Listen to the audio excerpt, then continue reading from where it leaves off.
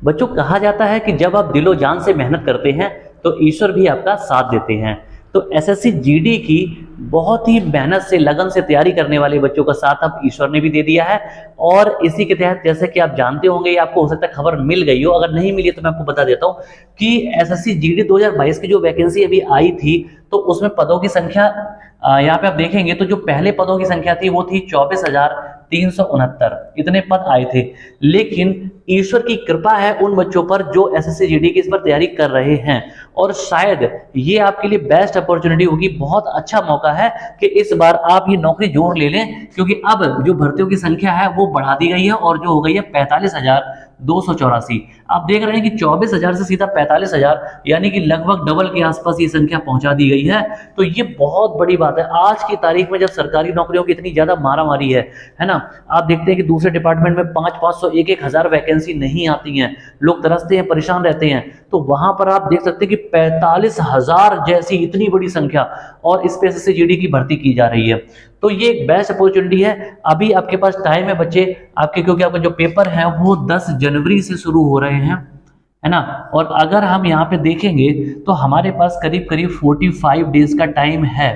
है ना, almost 45 days का टाइम बचा है। और इस टाइम पे अगर आप जी जान से लग जाएंगे तो इस बात की गारंटी है कि आप एक सीट ले सकते हैं, क्योंकि एसएससी जीडी का जो पेपर है वो बहुत ज्यादा टफ नहीं होता है, ठीक है, बहुत ज्यादा टफ पेपर नहीं होता है, एवरेज पेपर होता है, नॉर्मल पेपर रहता है। अगर आपने थोड़ी सी भी मेहनत पहले से की है और बचे हुए टाइम में अगर आप लगातार प्रैक्टिस करते हैं, अपनी कमियों को दूर कर लेते हैं, तो इस बात में कोई शक नहीं है कि ये नौकरी आपकी ही होगी। तो लगे रहे बच्चों इसके लिए। अब एक यहाँ पे जरूर है, कई बार मैं देखता हूँ कि मुझसे बच्चे पूछते हैं कि सर ये एसएससी जीडी की भर्ती आखिर है क्या और कौन सी नौकरी इसमें मिलती है। तो इस पे जरूर मैं आपका 1 मिनट लेना चाहूंगा। बच्चों देखो,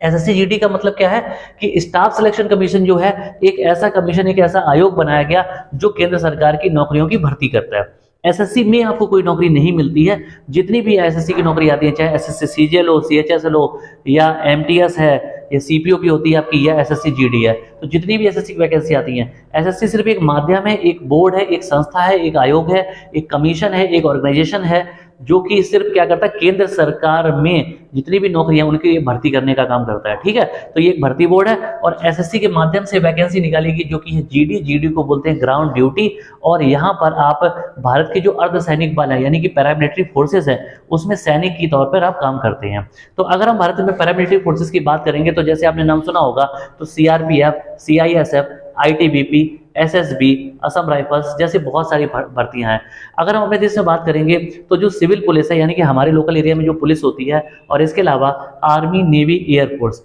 अगर इन सेनाओं को हम छोड़ देते हैं तो जितनी भी लगभग सेनाएं हैं वो सारी की सारी हमारी अर्धसैनिक बल यानी कि पैरामिलिट्री फोर्सेस कहलाती हैं, और जो देश को सुरक्षा देने में हमारी बाकी तीनों सेनाओं के लिए बहुत महत्वपूर्ण तरीके से हेल्प करती हैं और मदद करती हैं, ठीक है बच्चों। तो ध्यान रखें। तो अगर हम बात करेंगे एसएससी जीडी में जब आपकी नौकरी लग जाती है तो यहाँ पर अगर हम देखेंगे, देखिए सीआईएसएफ की अगर मैं बात करूंगा, सीआईएसएफ है ना, तो ये काफी ज्यादा सेफ माना जाता है सेना में होने के बावजूद भी। लेकिन सीआईएसएफ का मतलब है सेंट्रल इंडस्ट्रियल सिक्योरिटी फोर्स, यानी कि केंद्रीय औद्योगिक सुरक्षा बल, यानी कि भारत में जितने भी सरकार के उद्योग धंधे हैं, बड़ी बड़ी जो कंपनीज हैं, सरकारी कंपनीज है ना, या सरकार की जितनी भी इंडस्ट्रीज हैं, उनमें सुरक्षा देने का काम कौन करता है, सीआईएसएफ करता है। और इसके अलावा लगभग जितनी भी वैकेंसीज आप यहाँ पे देख रहे होंगे एसएससी जीडी में, जितनी भी वैकेंसी आई हैं वो सारी क्या करती हैं कि देश की सुरक्षा करने का काम करती हैं, और इसके तहत आपको जो बॉर्डर वाले इलाके हैं वहां पर तैनात किया जाता है। अच्छा,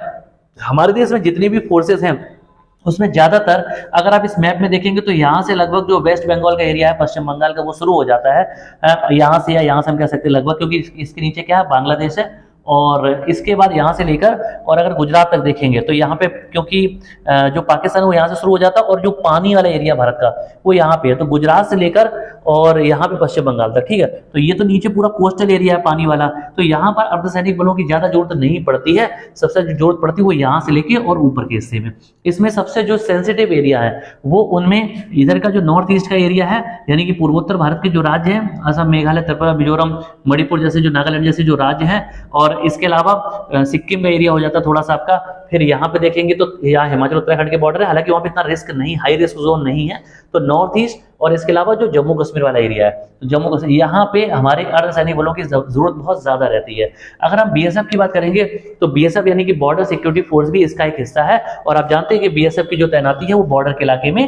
की जाती है। इतनी बात आपको समझ आ गई बच्चे, ठीक है। और बीएसएफ को यानी कि बॉर्डर सिक्योरिटी फोर्स को फर्स्ट लाइन ऑफ डिफेंस कहा जाता है, यानी कि जब सुरक्षा की बात आती है तो बॉर्डर पर सबसे आगे बीएसएफ ही खड़ी होती है। ये बात आप ध्यान रखेंगे, ठीक है बच्चों। तो जो अर्धसैनिक बल है इनकी तैनाती भारत की सुरक्षा के लिए की जाती है, और इनका जो रुतबा है वो अपने आप में, क्योंकि हमारे देश की जो सेनाएं हैं आर्मी नेवी एयरफोर्स की तरह, इन सेनाओं की भी जो इज्जत है, जो सम्मान है वो बहुत ज्यादा है, ये हमारे दिलों में बसती हैं, और इन्हीं की वजह से शायद हम इतना सुरक्षित महसूस कर रहे हैं। तो बच्चों एसएससी जीडी के थ्रू कौन सी भर्ती होती है मैंने आपको बता दिया कि सैनिक या सोल्जर लेवल पर यहाँ पे भर्तियां होती हैं, देश के अर्धसैनिक बलों के लिए भर्तियां की जाती हैं, और